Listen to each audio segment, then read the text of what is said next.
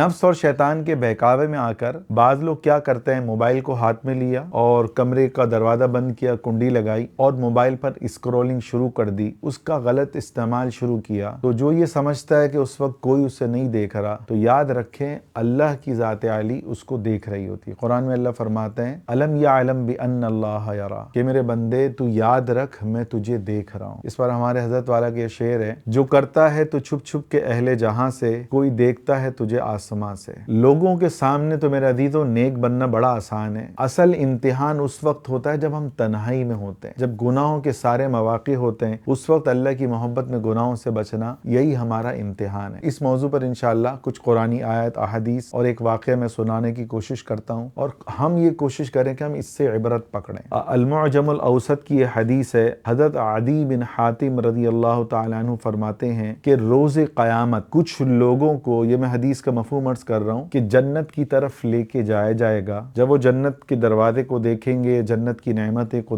دیکھیں گے، جنت کے باغات کو دیکھیں گے، تو بڑے خوش ہوں گے کہ ہمارے لیے جنت کا ٹکٹ مل گیا۔ مگر اس جماعت کو پھر فرشتوں کو حکم ہوگا اس جماعت کو میرے سامنے لاؤ، اللہ کے سامنے پیش کیا جائے گا۔ پھر فرشتوں کو کہا جائے گا ان کو جو ہے جہنم میں لے جاؤ۔ تو وہ اللہ سے کہیں گے کہ اے اللہ، اگر ہم نے آپ کو ناراض کیا، ہم نے نافرمانی کی، آپ ہمیں ویسے ہی جہنم میں ڈال دیتے، آپ نے جنت دکھائی اور پھر ہمیں جہنم میں ڈالنے کا حکم دے رہے ہیں، تو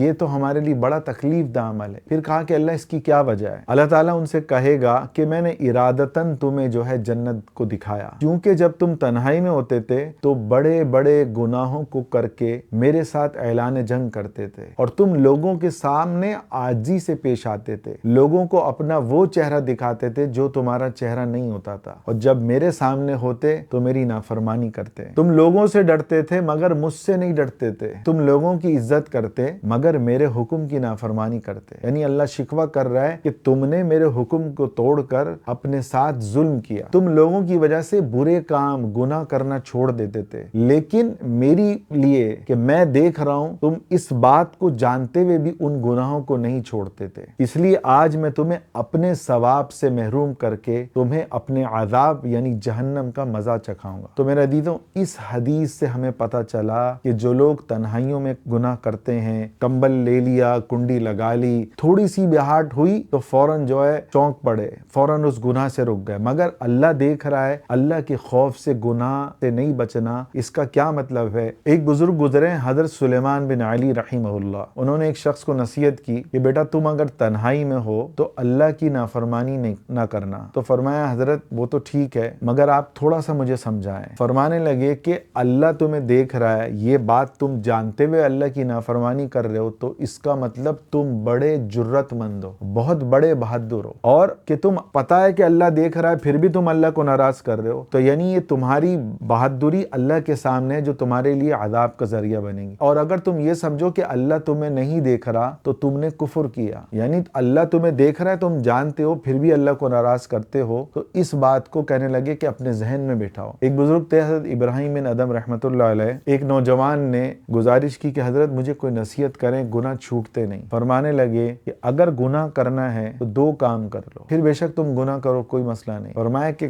گناہ کا خیال آئے اللہ کے ملک سے نکل جاؤ، گناہ کا خیال آئے اللہ کا رزق کھانا چھوڑ دو۔ تو میرے عزیزوں، جب بھی شیطان گناہ کا خیال لائے، پہلے جو اللہ والے گزرے ہیں وہ اپنے پاس موم بتی رکھتے تھے، اور جب بھی گناہ کا خیال آتا انگلی کی پور جو ہے اس موم بتی کی آگ کو دکھاتے اور اس پہ تھوڑی دیر تک رکھتے، جب ناقابل برداشت ہوتی تو ہٹاتے اور کہتے کہ تب تو دنیاوی آگ برداشت نہیں کر سکتا تو جہنم کی آگ جو دنیاوی آگ سے 70 گنا زیادہ تیز ہوگی، تم اس کو کیسے برداشت کرو گے؟ یہ کہہ کے نافرمانی سے رک جاتے۔ اچھا، تنہائی میں گناہ کرنے والوں کے بارے میں حضرت علی رضی اللہ تعالی عنہ شیر خدا جو اللہ کے نبی صلی اللہ علیہ وسلم کے داماد تھے، بڑا زبردست ان کا قول ہے، فرماتے تھے کہ یاد رکھو اگر تم تنہائی میں چھپ کے گناہ کرتے ہو تو یاد رکھو تمہارا گواہ بھی رب ہے اور تمہیں سزا دینے والا بھی رب ہے، یعنی جج بھی رب ہے اور گواہ بھی رب ہے، تو اس بات کو تم ہر وقت ذہن میں رکھو کہ اللہ تمہیں دیکھ رہا ہے۔ اچھا، قرآن اس معاملے میں کہ بندہ گناہ کرے اور اللہ اس کو دیکھ رہا ہے، اللہ تعالیٰ نے سورۃ النساء میں سمجھایا کہ یستخفون من الناس، کہ تم لوگوں سے تو چھپ کے گناہ کر سکتے ہو، ولا یستخفون من اللہ، مگر تم اللہ سے نہیں چھپ سکتے۔ کیوں؟ تمہارا رب تو ایسا ہے کہ کالے پہاڑ پر کالی چونٹی کالی سیاہ رات میں چل رہی ہوگی تو اللہ تعالیٰ اس کے چلنے کی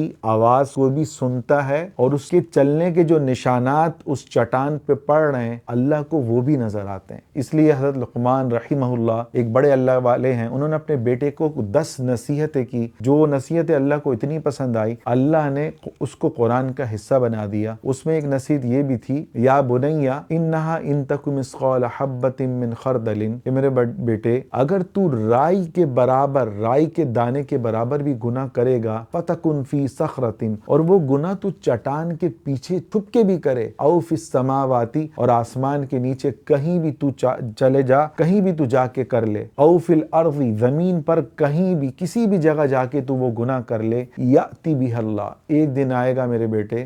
وہ گناہ تیرے سامنے اللہ لے آئیں گے۔ اور آج تو موبائل اور کیمرے کا زمانہ ہے، تو قرآن سے صاف پتہ چلتا ہے ایک روز آئے گا وہ ساری فلمیں ہمارے سامنے چلا دی جائیں گی، اور بندہ کہے گا لا یغادر صغیرۃ ولا کبیرۃ الا احصاھا، کہ اس میں تو نہ چھوٹا گناہ چھوڑا گیا نہ بڑا گناہ چھوڑا گیا، اس نے تو میرے سارے گناہوں کو گھیر لیا، اس سب کا احاطہ کر لیا۔ تو میرے عزیزو، ایک دن ہم سب کی اللہ کے سامنے پیشی ہونی ہے۔ ایک میں واقعہ سناتا ہوں، اس واقعے کو سنیں اور اس سے عبرت لیں، اور اس واقعے کے ذریعے گناہوں سے بچنے کی کوشش کریں۔ کتاب الزواجر عن اقتراف الکبائر، تو یہ کبیرہ گناہوں پر ایک کتاب ہے، اس کی جلد نمبر 1 میں بڑا عجیب واقعہ لکھا ہے صحابی رسول کا۔ بعض نے لکھا ہے کہ انہوں نے خواب میں دیکھا، بعض نے لکھا ہے کہ وہ چاندی رات میں جا رہے تھے اور قبرستان سے جو ہے نا ایک جو ہے بندہ نکلا، تو انہوں نے دیکھا کہ قبر سے جو ہے ایک بندہ نکلا اور اس کے ہاتھ زنجیروں سے جگڑے ہوئے تھے، اور وہ زنجیر کو اپنی طرف کھینچ رہا تھا، گویا کہ کوئی اندر ایسی کوئی چیز ہے کہ وہ اس کو کھینچ رہی تھی، یہ اس کو کھینچ رہا تھا۔ تو فرماتے ہیں کہ میں نے یہ منظر دیکھا کہ اندر والے نے اس کو اپنی طرف کھینچ لیا، اور میں قریب گیا تو میں نے دیکھا ایک لہیم اور ایک جو ہے لمبے قد کا آدمی، وہ جو ہے اس کو قبر کے اندر اس نے لیا اور پھر اس کو مارنے لگا اور اس کو عذاب دینے لگا، کہ میں اس کا چہرہ نہیں دیکھ سکا وہ کیسا تھا، مگر میں نے یہ دیکھا کہ وہ لمبے قد کا تھا اور اس کو وہ عذاب دے رہا تھا۔ تو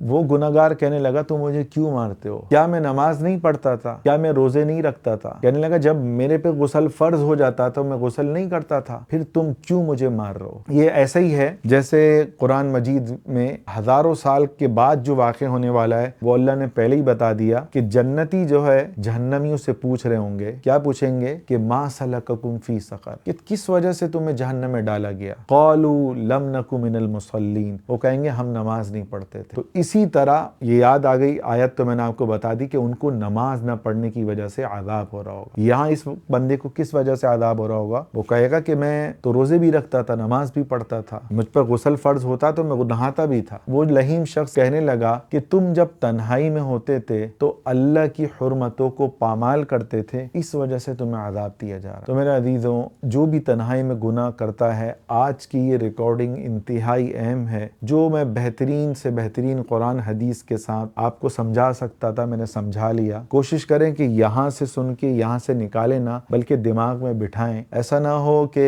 ہم جو ہے ایک کان سے سن کے دوسرے کان سے نکالیں اور جو ہے اسی گناہ میں لگے رہیں، نہیں، اس کو سن کے اپنے گریبان میں جھانکیں کہ آیا کہ ہم تنہائی میں گناہ کرتے ہیں تو خوب اللہ سے استغفار کریں اور آج سچی پکی توبہ کریں کہ اللہ آج کے بعد میں آپ کو ناراض نہیں کروں گا۔ اس سچی توبہ پہ آپ کے پچھلے سارے گناہ معاف، تو پھر اس کے بعد آپ سے 1000 مرتبہ بھی گناہ ہو جائے کوئی مسئلہ نہیں، لیکن جب توبہ کری اس وقت گناہ کی نیت نہ ہو۔ تو کوشش کریں آج سچی توبہ کریں، اور آپ چاہتے ہیں کہ آپ کے ذریعے ہزاروں لوگ توبہ کرنے والے بنے، گناہوں سے بچنے والے بنے، تو اس ویڈیو کو زیادہ سے زیادہ پھیلائیں اور ہمارے چینل مولانا ارسلان اختر کو سبسکرائب کریں۔